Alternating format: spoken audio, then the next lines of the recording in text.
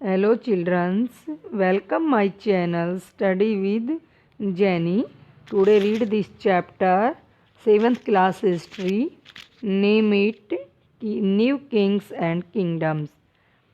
Let's start chapter. Many new dynasties emerged after the 7th century. May first show the major ruling dynasties is different parts of the subcontinent between the 7th and 12th century. 7th century के बाद कई dynasties का उदय हुआ और जो map first दिया गया है इसके अंदर जो सब कॉन्टिनेंट के विभिन्न पार्ट्स में 7th से 12th सेंचुरी के बीच शासन करने वाली डायनेस्टीज को दिखलाया गया है। बच्चों ये आप मैप देख सकते हैं, इसमें गुजर प्रतिहाराज, राष्ट्रकूटाज, पालाज, चोलाज, चैमनाज इन्होंने कहाँ रूल किया और इन्होंने किस किस एरिया को अपने अधिकार में लिया, उन सब को इस मैप में दर्शाया गया है। The emergence of new dynasties by the 7th century there were big landlords और various chiefs in different regions of the subcontinent. 7th century के आते आते इस कॉन्टिनेंट के विभिन्न पार्ट्स में क्या है, बिग लैंडलॉर्ड्स, बड़े भूस्वामी और जो वेरियर्स थे वो अस्तित्व में आ चुके थे। Existing kings often acknowledged them as their subordinate as or samanta, और ये राजा लोग प्राय इन्हें या तो सबॉर्डिनेट के नाम से जानते थे या सामंत के नाम से। They were expected to bring gifts for their kings or overlords be present at their courts and provide them with military support. राजा लोग उनसे यह एक्सपेक्ट करते थे कि वो उनके लिए गिफ्ट लाएं और उनके कोर्ट में प्रेजेंट हों, और जब उनको मिलिट्री की सपोर्ट की ज़रूरत हो तो उनकी सैन्य सहायता दें। As samantas gained power and wealth they declared themselves to be mahasamanta or mahamandaleshvara, the great lord of a circle or region and so on. और जब ये सामंत लोग क्या पावर और वेल्थ दोनों गेन कर लेते थे तो ये अपने आप को महासामंत या महामंडलेश्वर की उपाधियां धारण कर लेते थे, महामंडलेश्वर आदि घोषित कर देते थे। समटाइम्स दे अरेस्टेड their independence from their overlords, और कभी कभी तो जो उनके स्वामी होते थे उनके आधिपत्य से भी ये स्वतंत्र होने का दावा करते थे। One such instance was that of the Rashtrakutas in the Deccan. तो फर्स्ट इसमें एग्जाम्पल दक्कन के राष्ट्रकूटाज का लिया गया है। Intently they were subordinate to the Chalukyas of Karnataka, और ये शुरुआत में क्या है, कर्नाटक के चालुक्य राजाओं के अधीनस्थ थे। In the mid 8th century Dantidurga Rashtrakuta chief, और 8th सेंचुरी के मध्य में दंती दुर्ग नाम का एक राष्ट्रकूटा चीफ हुआ है। Overthrew he Chalukya overlord had performed a ritual called Hiranyagarbha literary the golden warm. When this ritual was performed with the help of Brahmanas, it was thought to lead to the rebirth of the sacrifice as a Kshatriya, even if he was not one by birth। और 8th century के मध्य में राष्ट्रकूटाज का एक प्रधान दंती दुर्ग हुआ और उसने जो चालुक्य के स्वामी की अधीनता से इनकार कर दिया था और उन्होंने एक रूटल करवाया। उस रूटल का क्या नाम था, हिरण्यगर्भ। हिरण्यगर्भ का मीन्स क्या होता है, द गोल्डन वेब, मतलब सोने का गर्भ। और ये रूटल्स कौन संपन्न करते थे, ब्राह्मण लोग संपन्न करते थे। जब ये रूटल या ये जो यज्ञ होता था, अनुष्ठान होता था, जब ब्राह्मणों द्वारा संपन्न किया जाता था तो यह माना जाता था कि जो इस अनुष्ठान को करवाता है वो क्या है, क्षत्रिय न होने पर भी क्षत्रियत्व को प्राप्त कर लेगा, चाहे उसका जन्म किसी भी समाज में हुआ हो। अब यहाँ पर हमें पिक्चर्स दिखाई गई है। ये पिक्चर्स किसकी है, विष्णु की पिक्चर्स है, और किस टाइम की है, राष्ट्रकूटाज काल की पिक्चर्स है। Wall relief from cave 15 Ellora showing Vishnu as Narsinga the main lion. It is a work of the Rashtrakutas period. Ellora की गुफा 15 का ये भित्ति चित्र है जिसमें विष्णु को नरसिंह अर्थात पुरुष सिंह के रूप में दिखलाया गया है. In other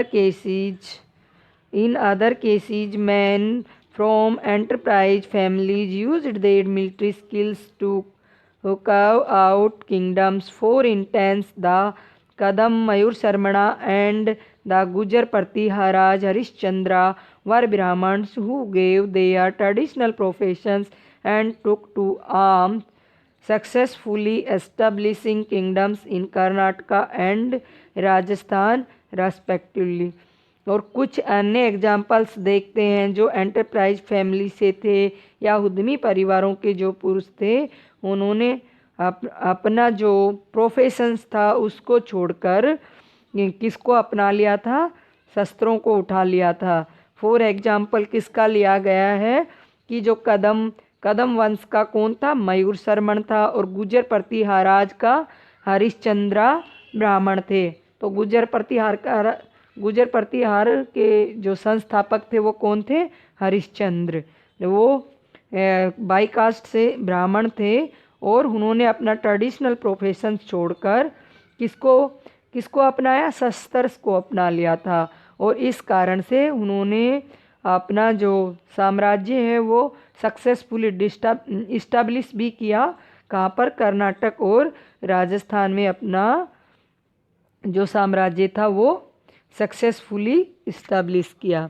administrations in the kingdoms, many of these new kings adopted high sounding titles such as mahadhiraja, great king, overlord of kings, tribhuvana chakravarti, lord of the three worlds and so on.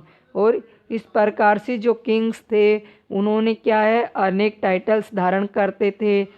For example इसमें बताया महाधीराज. महाधीराज means क्या होता है, great king, मतलब राजाओं का राजा. और दूसरी टाइटल बताई यहाँ पर त्रिभुवन चक्रवर्ती. त्रिभुवन चक्रवर्ती का मतलब होता है Lord of the three world's, तीन भुवनों का स्वामी. तो इस प्रकार की भारी भरकम ये टाइटल्स को धारण करते थे. However, in spite of such claims, they often shared power with their shamans as well as with association of peasants, traders and brahmins. और इन सब के बावजूद वे अपने सामंतों और साथ ही साथ जो पीजेंट्स होते थे, ट्रेडर्स होते थे और ब्राह्मणों की जो संघ के साथ भी अपनी सत्ता की साझेदारी करते थे. In each of these states resources were obedient from the producers, that is peasants, cattle keepers, artisan who were often pressed or compelled to surrender part of what they produce. और इन सभी जो राज्यों में जो प्रोड्यूसर्स होते थे अर्थात जो पीजेंट्स होते थे, कैटल कीपर्स होते थे, आर्टिशियंस होते थे, ये सभी क्या हैं, संसाधन, इनसे सभी से क्या है, संसाधन इकट्ठे किए जाते थे और इनको अक्सर अपने जो प्रोडक्ट का एक हिस्सा देने के लिए कंपाइल किया जाता था, मजबूर किया जाता था. और कभी कभी क्या है, sometimes these were claimed as rent due to a lord who arrested that he owned the land. Revenue was also collected from traders. और कभी कभी इस हिस्से का लगान मानकर वसूला जाता था. और क्योंकि जो प्राप्त करने वाला जो ओन्ड होता था या भूस्वामी होने का दावा करता था और ट्रेडर्स से भी क्या है, रेवेन्यू लिया. 400 taxes. The inscription of the Cholas who ruled in Tamil Nadu refer to more than 400 terms for different kinds of taxes. Cholas का रूल कहाँ पर था, तमिलनाडु में था. और जो वहाँ से मिले इंस्क्रिप्शन से हमें पता चलता है कि वहाँ 400 से भी ज़्यादा टर्म्स यूज किए जाते थे टैक्सीज के लिए। The most frequently mention tax is vetti, और सबसे ज़्यादा लिया जाने वाला टैक्स उस समय का वेटी था। और taken note in cash but in the form of forced labour, और इस वेटी का मतलब ये होता था कि इसके बदले में कोई नगद रुपया पैसा नहीं दिया जाता था, फोर्स लेबर ली जाती थी, ज़बरदस्ती जबरन काम करवाया जाता था। और एंड कदमई कदमई का अर्थ था यहाँ लैंड रेवेन्यू, भू राजस्व। There were also taxes on thatching the house, और जब कोई हाउस पे थैच डाला जाता था, छत डाली जाती थी, तो उस पर भी टैक्स लिया जाता। Use of ladder to climb palm tree, और पाम ट्री पर चढ़ने के लिए जिस लैडर का यूज़ किया तो उस पर भी टैक्स लिया जाता। Cess on succession to family property etcetera, और जो परिवार का मुखिया बनता था या परिवार का उत्तराधिकारी बनता था तो उसको जो प्रॉपर्टी मिलती थी उससे भी टैक्स लगाया जाता था। तो बच्चों, आप लोगों को पता लगाना है कि आज के टाइम में कौन कौन से टैक्स कलेक्टेड किए जाते हैं। These resources were used to finance the king's establishment as well as for the construction of temples and forts. राजा लोग जिन रिसोर्सेज को लिया करते थे, जो उनके वित्त का आधार बनते थे, उनसे वो क्या है, टेम्पल्स और फोर्ट्स का कंस्ट्रक्शन करवाते थे, निर्माण करवाते। They were also used to fight wars, और जब वो युद्ध लड़ते थे, which were in turn expected to lead the एक्वेंस of wealth in from the of plunder and access to land as well as trade routes. जब वो युद्ध लड़ते थे उसके अंदर भी इस प्रकार के धन का यूज किया जाता था, और कई बार उन्हें जो प्लंडर मतलब लूट की शक्ल में जो धन मिलता था, और लैंड से गड़ा हुआ धन मिलता था, या कोई ट्रेड रूट से मिला हुआ धन भी उनके वित्तीय शक्ति का आधार बनता था। The functionaries for collecting revenue were generally recruited from influential families and position were often heredity, और जो रेवेन्यू कलेक्ट किया जाता था उसके जो पद अधिकारियों की नियुक्ति की जाती थी वो सामान्यतः क्या है, जो इन्फ्लुएंस फैमिली मतलब प्रभावशाली परिवारों के बीच की जाती थी, जो प्राय क्या होती थी, हेरिडिटी मीन्स वंशानुगत होती थी। This was true about the army as, और जो सेना में भी सेम इसी प्रकार से इसी रूल को फॉलो किया जाता था। और in many cases close relatives of the Kings held these positions, और कई बार राजा के जो क्लोज रिलेटिव्स होते थे उन्हीं को अच्छी पोजीशन वाले ओहदों पर बिठाया जाता था। प्रशस्ति एंड लैंड ग्रांट्स। प्रशस्ति मीन्स क्या होता है बच्चों, प्रशस्ति वो होता है जो किसी किंग के प्रेज में या किसी के प्रेज में लिखी जाती है, उसको क्या कहते हैं, प्रशस्ति। Prashasti content details that may not be literally true. प्रशस्तियों में ऐसे ब्योरो होते हैं जो कई बार सत्य नहीं हो सकते, but they tell us how rulers wanted to depict themselves as valiant victorious warriors for example। लेकिन इन प्रशस्तियों हमें यह बताती हैं कि जो रूलर था वो खुद को कैसा दर्शाना चाहता था। फॉर एग्जाम्पल, वो सूरवीर विजयी योद्धा के रूप में अपने आप को क्या है, दर्शाना चाहता था। These were composed by learner Brahmans who occasionally helped in the administration, और वो जो विद्वान ब्राह्मण होते थे, लर्नड ब्राह्मण होते थे, उनके द्वारा जो रची गई थी वो अक्सर ये प्रशस्तियाँ किस में हेल्प करती थी, एडमिनिस्ट्रेशंस में हेल्प करती थी। The achievements of Nagabhatta. तो इसके अंदर हम किसके बारे में पढ़ेंगे, नागभट्टा की अचीवमेंट्स के बारे में जानेंगे। Many rulers describe their achievements in Prashasti. You read about the Prashasti of Gupta ruler Samudragupta last year. तो कई रूलर्स ने प्रशस्तियों में अपनी जो अचीवमेंट्स हैं उनका बखान किया है।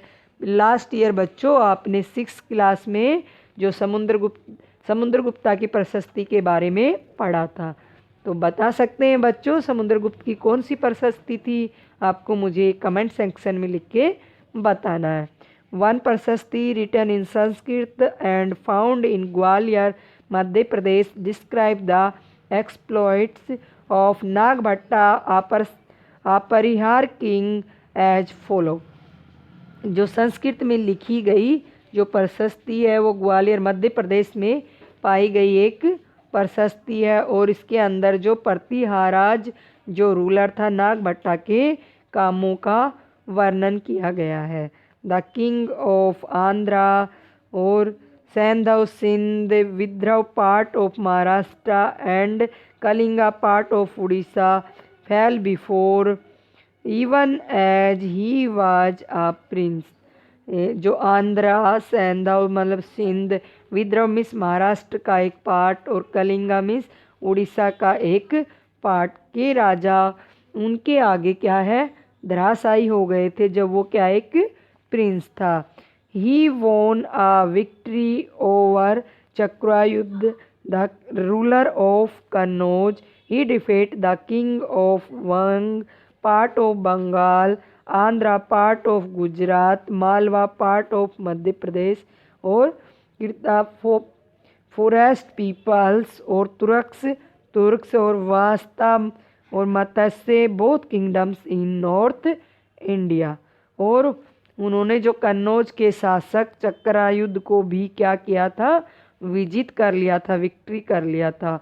उन्होंने वंग में जो किसका हिस्सा था बंगाल का पार्ट था, अनर्थ में गुजरात का जो पार्ट था, मालवा मध्य प्रदेश का जो पार्ट था, किरात मिस जो वनवासी थे और तुर्क्स मिस जो तुर्क लोग थे और मत्स्य वत्स और मत्स्य किसकी किंगडम्स थी नॉर्थ इंडिया की किंगडम थी। इन सब राजाओं को किसने पराजित किया था नागभट्टा ने पराजित किया था। Kings often rewarded Brahmans by grants of land. These were recorded on copper plates which were given to those who received the land. और जो राजा लोग थे वो क्या है ब्राह्मणों को प्राय क्या है अनुदान देकर पुरस्कृत करते थे। दीज वर रिकॉर्डेड ऑन और इनके जो रिकॉर्ड होते थे उनको क्या है वो कॉपर प्लेट्स पर लिखवाते थे और उनको क्या है जिन ब्राह्मणों को भूमि दान में दी जाती थी उनको वो लोग क्या है ताम्र प्लेट्स या कॉपर प्लेट्स के ऊपर लिखवाते थे। तो बच्चों ये देखो कुछ यहाँ पर क्या दी गई है कॉपर प्लेट्स को दिखाया गया है जो ब्राह्मणों को उस टाइम में लैंड ग्रांट में दी जाती थी उनका रिकॉर्ड लिखकर यहाँ लगाया गया। या मैनी कॉपर प्लेट्स हैं और इनके ऊपर उनको लिखा गया। अब इनके बारे में जानते हैं कि ये इनमें क्या लिखा जाता है। This is a set of copper plates और recording a grant of land made by a ruler in the 9th century. और यह क्या है एक संस्कृत में लिखी हुई क्या है एक कॉपर प्लेट है और कुछ ताम्र पत्रों का एक संग्रह है जो 9वीं सदी में एक शासक के द्वारा दी गए भूमि अनुदान का इसमें उल्लेख किया गया है। Return partly in Sanskrit and partly in Tamil. तो कुछ इसमें संस्कृत की हैं कुछ जो कॉपर प्लेट्स हैं वो तमिल लैंग्वेज की हैं। The ring holding the plates together is secured with the royal seal to indicate that this is an authentic document। और जो अनुदान दिया गया है उसका इसमें वर्णन किया गया है और जो ये कॉपर प्लेट्स हैं इन पर क्या है एक राशि स्टाम्प लगा है मोहर लगा है जिससे यह पता चलता है कि जो ये डॉक्यूमेंट्स हैं ये क्या है ऑथेंटिक हैं प्रमाणिक हैं। Splendid temples and bronze sculptures. The big temples of Tanjore and Gangaikonda Cholpuram built by Rajaraj and Rajendra are architectures and sculpture marvels। जो बड़े बड़े जो टेम्पल्स थे तंजावुर और गंगईकोंड चोलपुरम जो राजाराज और राजेंद्र प्रथम ने आर्किटेक्चर और स्कल्पचर्स करवाया था, वो बहुत ही मार्वलस था, अद्भुत था। Chola temples often become the न्यूसी of settlement which grew around them. और जो चोला टेम्पल्स थे वो अपने आसपास विकसित होने वाली बस्तियों के क्या है, केंद्र बन गए थे। These were centres of craft production, और इन जो शिल्प उत्पादन के केंद्र थे। Temples were also endowed with land by rulers as well as by others। और ये मंदिर शासकों और अन्य लोगों द्वारा दी गई भूमि से भी संपन्न हो गए थे। The produce of this land went into maintaining all the specialities who worked at the temple and very often lived near it, priest, garland makers, cooks, sweepers, musicians, dancers, etc। तो इस भूमि की उपज उन सारे विशेषज्ञों का जो निर्वाह करने में खर्च होती थी। जो लोग क्या है, मंदिर के आसपास काम करते थे। फॉर एग्जाम्पल जो प्रीस्ट हुआ, पुरोहित हुआ, गार्लैंड मेकर्स माला बनाने वाले, कुक्स खाना बनाने वाले, स्वीपर्स और म्यूजिशियंस और dancers etcetera. In other words, दूसरे शब्दों में कहें तो temples were not only places of worship, और ये टेम्पल्स क्या है, वह पूजा के लिए ही नहीं थे, धार्मिक केंद्र ही नहीं थे। They were the hub of economic, social and cultural life as well. और ये किसका हब बन चुके थे, इकोनॉमिक और सोशल और कल्चरल का हब बन चुके थे। Amongst the craft associated with temples, the making of bronze image was the most distinctive. Chola bronze image are considered amongst the finest in the world। और जो चोलों के समय में जो प्रतिमाएं बनाई गई थी, जो टेम्पल्स बनाए गए थे, उन सब में जो ब्रोंज की जो मूर्तियां बनाई गई थी वो क्या है, सारे वर्ल्ड में सबसे उत्कृष्ट प्रतिमाओं में गिनी जाती हैं। While most image were of deities, sometimes image were made of devotees as well. और ज़्यादातर जो प्रतिमाएं थी वो देवी देवताओं की होती थी, लेकिन कभी कभी जो कुछ प्रतिमाएं होती थी वो किसकी होती थी, भक्तों की भी बनाई गई थी। यहाँ पे देखो कितनी अच्छी एक ब्रॉन्ज की जो पिक्चर्स दिखाई गई है आपको, इसके ऊपर देखो कितनी अच्छी चित्रकारी भी की गई है, और आप ये देख सकते हो कितनी खूबसूरत है। Agricultures and irrigations, many of the achievements of Cholas were made possible through new development in agriculture. इस प्रकार से तो चोलों की क्या है, बहुत सारी अचीवमेंट्स हम देख रहे हैं, लेकिन उन्होंने एक न्यू अचीवमेंट भी किया। वो न्यू डेवलपमेंट क्या था, एग्रीकल्चर के क्षेत्र में।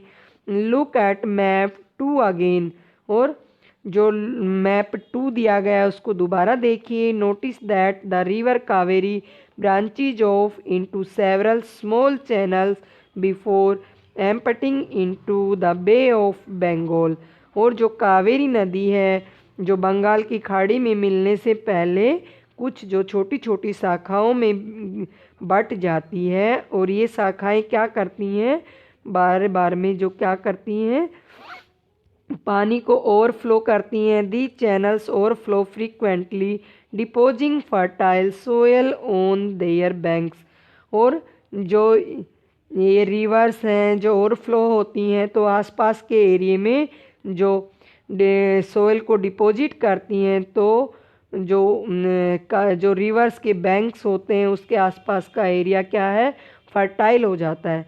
Water from the channels also provide the necessary moisture for agriculture, particularly the cultivation of rice। तो जो ये चैनल्स होते हैं ये क्या है, वो जो ये वाटर होता है ये क्या है, बहुत ही नेसेसरी मॉइस्चर एग्रीकल्चर के लिए बहुत ही अच्छा मॉइस्चर प्रदान करता है। और सबसे अच्छा ये मॉइस्चर किसके लिए सबसे आवश्यक होता है, राइस की कल्टीवेशन के लिए सबसे उपयुक्त होता है। ऑल दो agriculture had developed earlier in other parts of Tamil Nadu, it was only from 5th or 6th century that this area was opened up for large scale cultivation। यहाँ की तमिलनाडु के जो दूसरे हिस्से थे उनमें एग्रीकल्चर पहले से ही डेवलप हो चुकी थी, परंतु 5th और 6th सेंचुरी में आकर ही इस इलाके में बड़े पैमाने पर खेती होने लगी, लार्ज स्केल कल्टीवेशन होने लगा। Forest had to be cleared in some regions, land had to be leveled in other areas। और कुछ इलाकों में क्या है, फॉरेस्ट को क्लियर किया गया, जंगलों को साफ किया गया और भूमि को समतल किया जाने लगा। In the delta region embankment had to be built to prevent flooding and canals had to be constructed to carry water to the fields। In many areas two crops were grown in a year। और जो delta क्षेत्र होते थे उनमें floods को रोकने के लिए कुछ तटबंधों का निर्माण किया जाता था और जो वाटर था वो खेतों फील्ड तक ले जाने के लिए कैनाल्स का निर्माण होता था। और कई एरियाज में क्या होता है, 1 ईयर में 2 क्रॉप्स उगाई जाती थी। In many cases it was necessary to water crops artificially. कई जगहों पर जो क्रॉप्स होती थी उनकी सिंचाई कृत्रिम रूप से करना जरूरी था। A variety of methods were used for irrigation। In some areas wells were dug।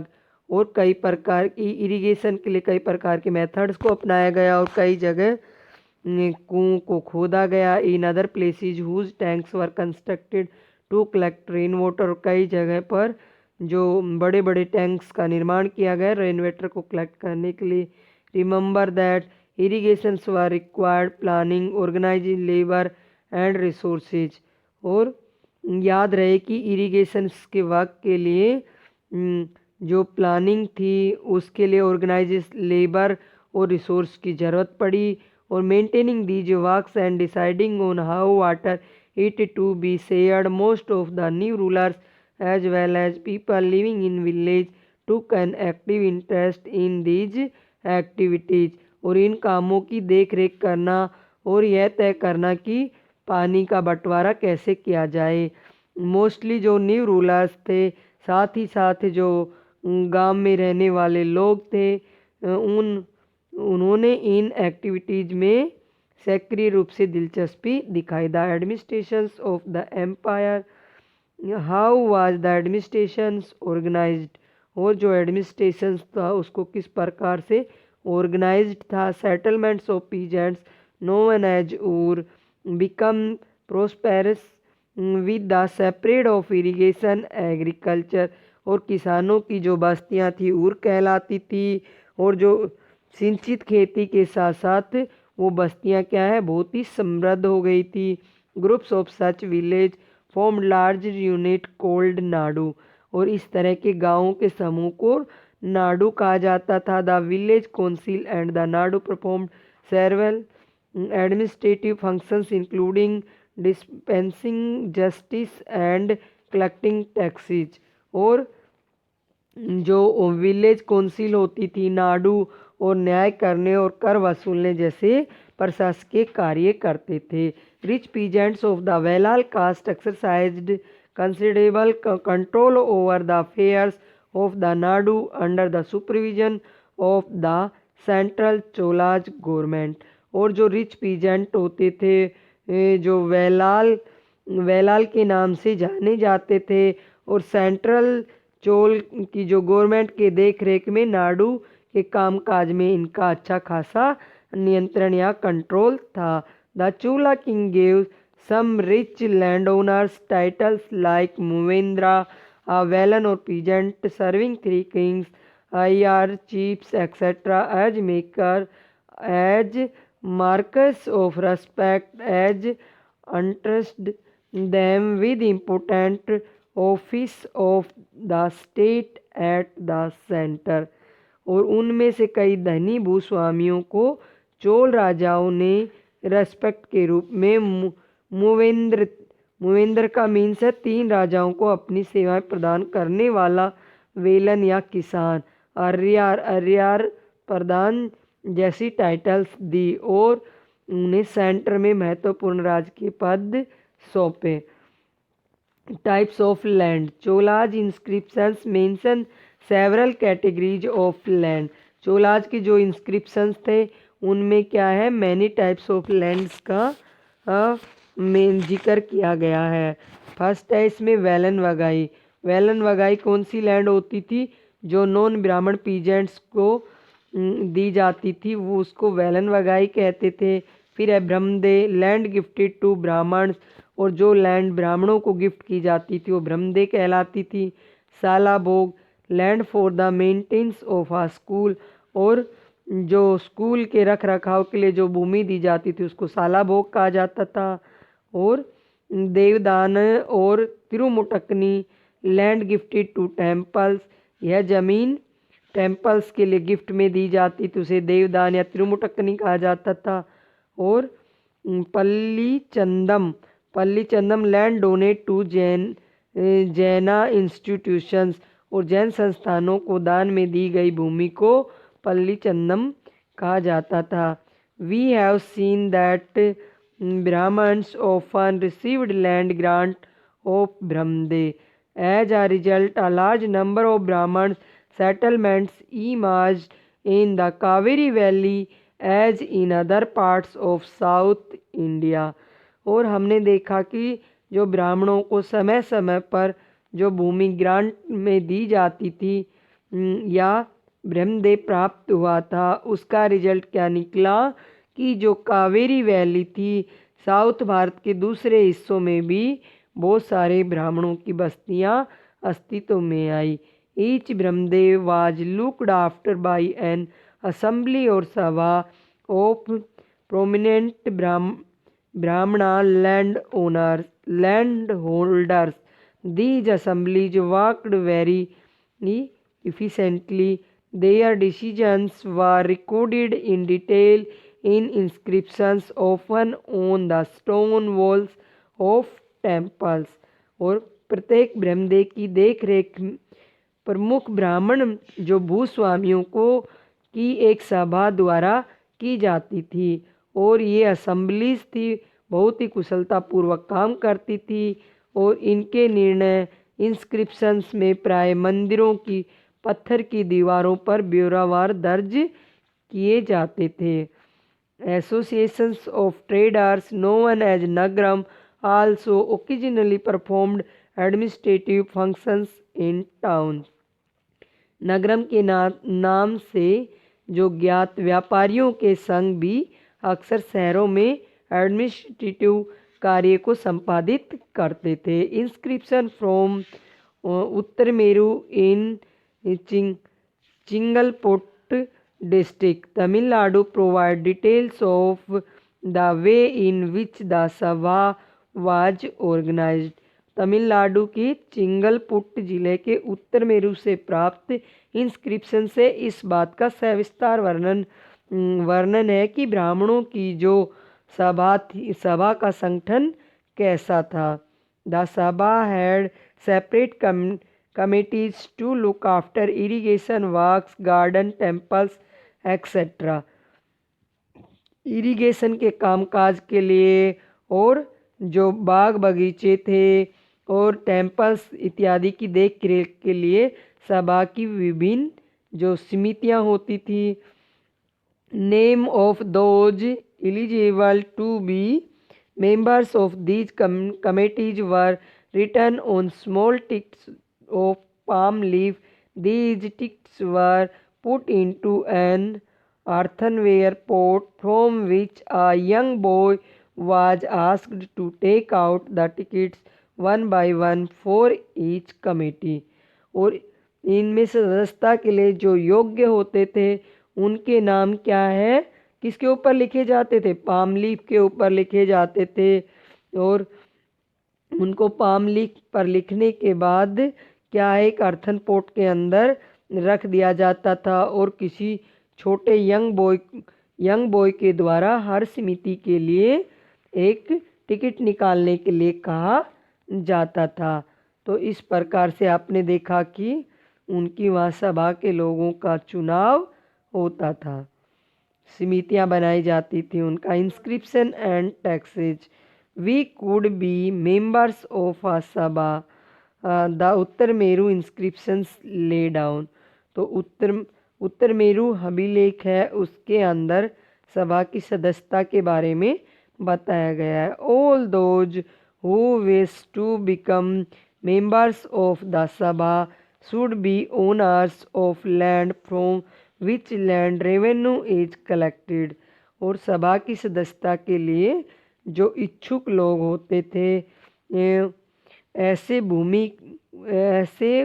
व्यक्ति को भूमि का स्वामी होना चाहिए और जहाँ से वो भू राजस्व कलेक्ट करता हो। They should have their own home, और उसका अपना खुद का घर होना चाहिए। They should be between 35 and 70 years of age, उसकी एज 35 से 70 ईयर्स के बीच होनी चाहिए। They should have knowledge of the Vedas, और उसको वेदों की नॉलेज होनी चाहिए। They should be well versed in administrative matters and honest, और उसे एडमिनिस्ट्रेशंस के मामलों की अच्छी जानकारी होनी चाहिए और साथ में वो ऑनेस्ट भी होना चाहिए। If anyone has been a member of any committee in the last 3 years, he cannot become a member of another committee। Anyone who has not submitted his accounts and those of his relatives cannot contest the elections। यदि कोई पिछले 3 सालों से किसी समिति का या committee का सदस्य है तो वह चुनाव नहीं लड़ सकता, और जिसने अपने रिलेटिव्स के खाते जमा नहीं कराए वह भी चुनाव नहीं लड़ सकता। तो प्यारे बच्चों, अभी हमने जो उत्तर मेरू इंस्क्रिप्शंस के बारे में देखा और सभा की सदस्यता के बारे में बताया, ये सबसे इम्पोर्टेंट पार्ट है इस चैप्टर का। और हमारा बच्चों ये चैप्टर ख़त्म होता है, और आप लोगों को मेरा ये चैप्टर अच्छे से समझ में आया हो तो आप ज़्यादा से ज़्यादा मुझे लाइक करें, शेयर करें और ज़्यादा से ज़्यादा सब्सक्राइब करें। Thank you for watching.